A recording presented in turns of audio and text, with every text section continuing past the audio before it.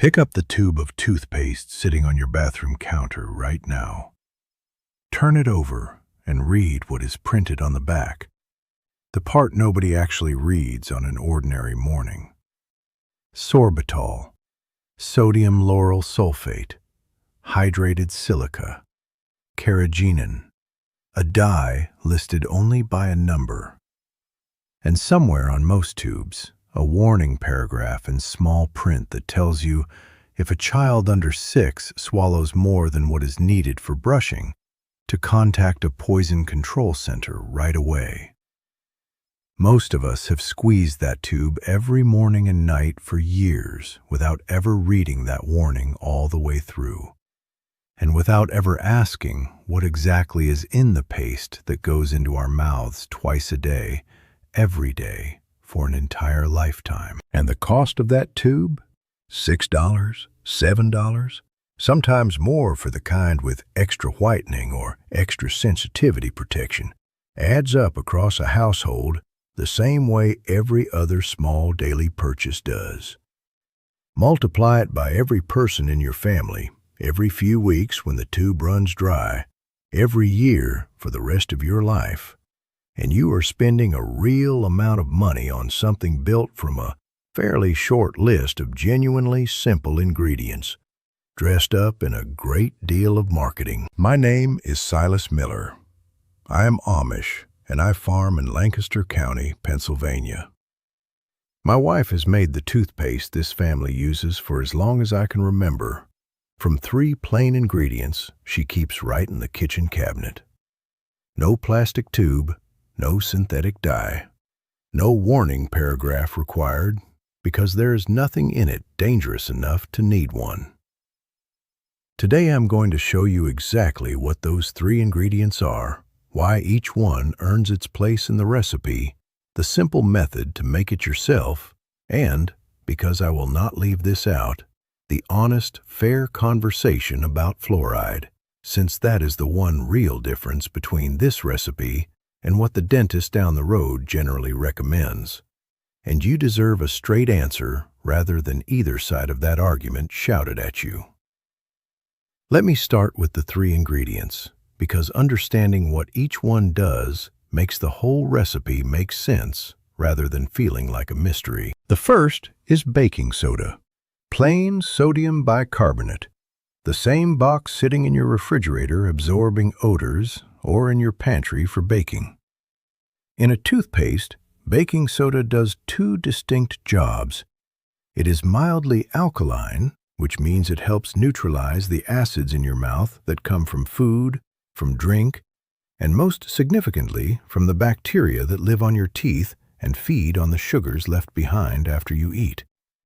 Those bacteria produce acid as a byproduct of their own feeding, and that acid is what actually erodes tooth enamel over time, which is the real mechanism behind most cavities.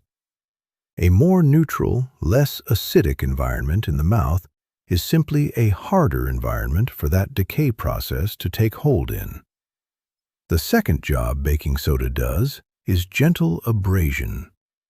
Its particles are fine enough not to scratch healthy enamel under normal brushing pressure, but coarse enough to help lift surface stains and the soft, sticky buildup of plaque off the tooth surface as you brush. The second ingredient is coconut oil. This one surprises people the first time they hear it, because oil seems like an unusual thing to put in your mouth on purpose for cleaning. But coconut oil carries a genuinely useful property for this purpose. It is rich in a compound called lauric acid, which has real antimicrobial activity against several of the bacteria and microorganisms commonly found in the mouth, including some directly linked to plaque formation and tooth decay. This is the same basic principle behind the old practice of oil pulling, swishing oil around the mouth for its antibacterial effect, except here the coconut oil is doing double duty as the base that holds the whole paste together, giving it the smooth, spreadable texture that makes a toothpaste actually pleasant to use. the same role water plays in a typical store-bought toothpaste, except coconut oil contributes its own cleaning benefit on top of just being a binder. The third ingredient is a small amount of fine sea salt, optional but worth including, which adds a touch more mild abrasive cleaning power and contributes its own mildly alkaline antibacterial quality to the mix. A few drops of peppermint essential oil at the very end, while not strictly one of the 3 core ingredients, give the paste a clean, familiar mint flavor most people expect from a toothpaste, and peppermint oil itself carries a mild antibacterial quality of its own, which is a pleasant bonus rather than the main reason it is there.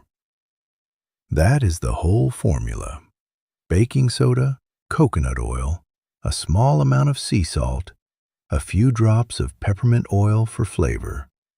Under $3 total, and a batch lasts a single person several weeks, depending on how much you use per brushing. Now the exact recipe written down so you can make it today. Combine 2 tablespoons of baking soda with a half teaspoon of fine sea salt in a small bowl. Mixed together evenly first, while both are still dry. Coconut oil is solid at room temperature in most climates and most seasons, so warm 2 tablespoons of it gently. A few minutes in a bowl set in warm water works well, or a brief moment in a double boiler over low heat, just until it turns liquid or very soft, not hot.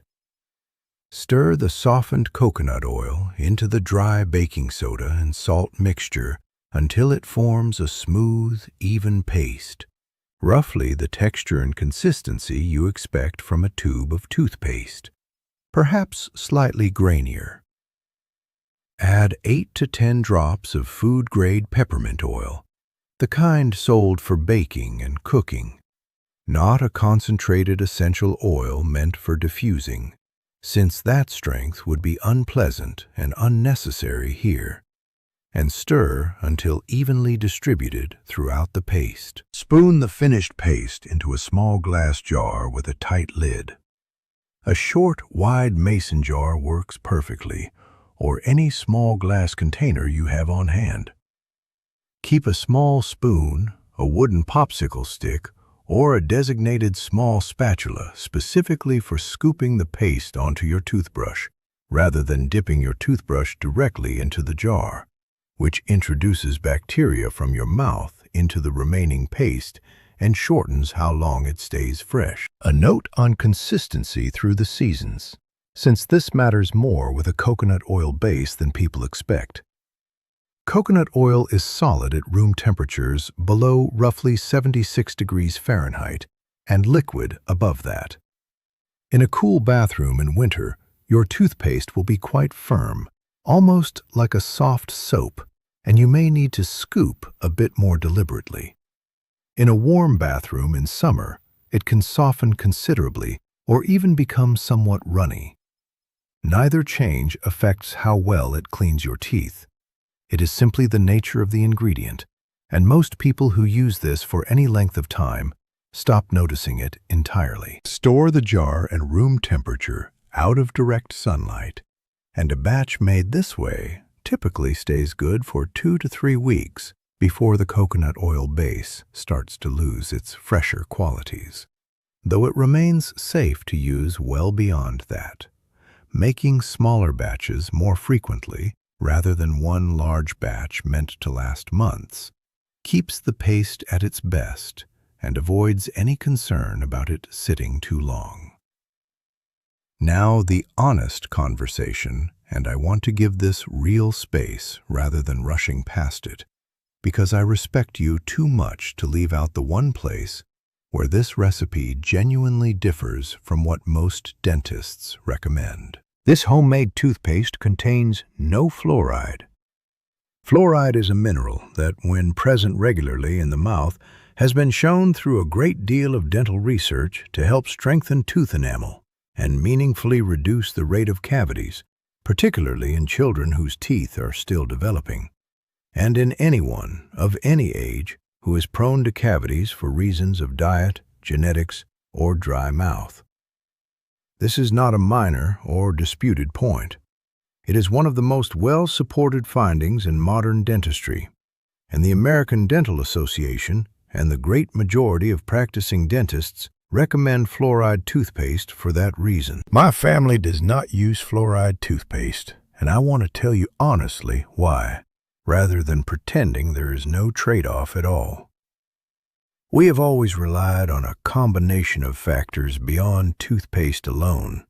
A diet relatively low in the refined sugars that feed the bacteria responsible for most decay. Well water, naturally containing trace minerals in many parts of this county, and consistent brushing habits, twice a day without exception, taught to every child in this family from the time their first teeth came in. For us, on this farm, with this diet and this water and these habits, it has worked well across generations. I am not a dentist, and I will not tell you that our particular circumstances are a substitute for the research behind fluoride's protective effect in the general population. If you have a history of cavities, if your household's drinking water is not fluoridated, and your diet includes regular refined sugar, or if you are making this decision on behalf of a young child whose adult teeth have not yet come in, I want you to have an honest conversation with your dentist before switching away from fluoride toothpaste entirely, rather than taking my family's experience as a blanket recommendation for yours. This is exactly the kind of decision where your particular mouth, your particular water, your particular diet, and your particular dental history matter more than any single video can account for. What I can tell you honestly is what this toothpaste does well, regardless of the fluoride question. It cleans effectively. It removes plaque and surface buildup through genuine mechanical and mild chemical action. It freshens breath. It contains nothing synthetic, nothing with a long warning label, nothing in a plastic tube destined for a landfill. For someone specifically looking to reduce fluoride intake by choice, for someone managing a sensitivity to one of the many additives in commercial toothpaste, or simply for someone who wants to know plainly and completely what is in the paste going into their mouth twice a day, this recipe serves that purpose honestly and well. It is not, and I will not pretend it is, a direct one-to-one replacement for the specific cavity-fighting research behind fluoride, and the right choice depends on your own circumstances more than it depends on anything I can tell you in a single video. Now I want to take a moment, because this is the part that matters most. Regardless of which toothpaste you ultimately choose to use, think about what we have just walked through. Baking soda, coconut oil, a pinch of salt, a few drops of peppermint. Ingredients you could likely find in your own kitchen cabinet right now, combined into something that has cleaned teeth effectively for people long before any of us were born in some form or another, going back to ancient civilizations that ground charcoal and crushed eggshells for the very same purpose. And on the other side of that fact, a toothpaste industry built around convincing an entire country that oral care requires a specific manufactured product, packaged in plastic that cannot be easily recycled, sold with elaborate marketing about whitening power and sensitivity protection and enamel-strengthening technology, much of which genuinely works, I will not deny that, but very little of which is mysterious or impossible to understand, or impossible to approximate at home for a fraction of the cost. I do not say this to suggest anyone is being deceived.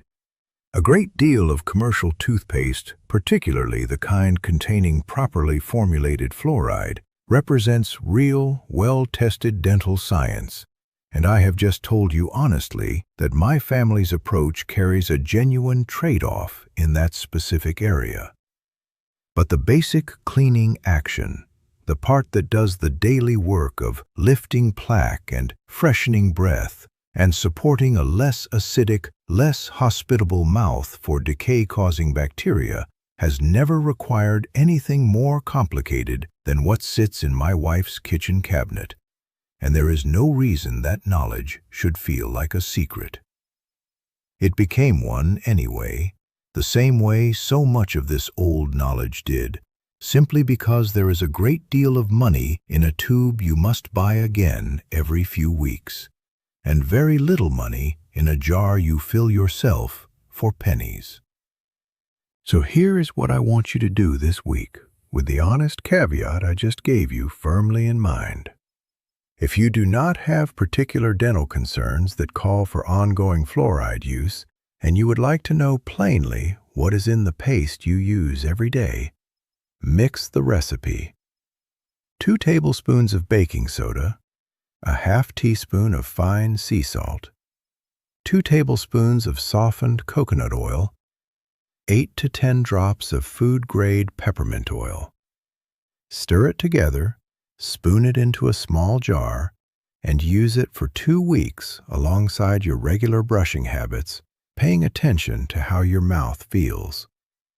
If you have cavity concerns, growing children, or specific guidance from your dentist around fluoride, have that conversation with them first, honestly, the same way I have just had it with you, before making any change. Either way, tell me in the comments below, have you ever actually read the full ingredient list and warning label on your toothpaste tube?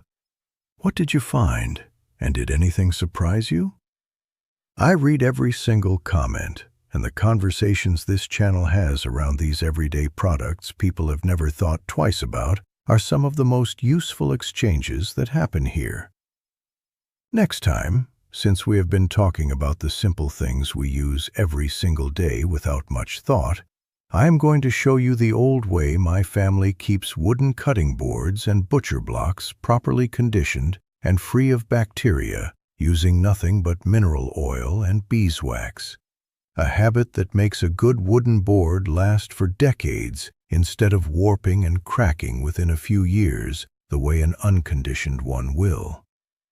Until then, mix your jar, have the honest conversation if you need to, and remember, the people who built this country with their hands knew things we are only just starting to remember.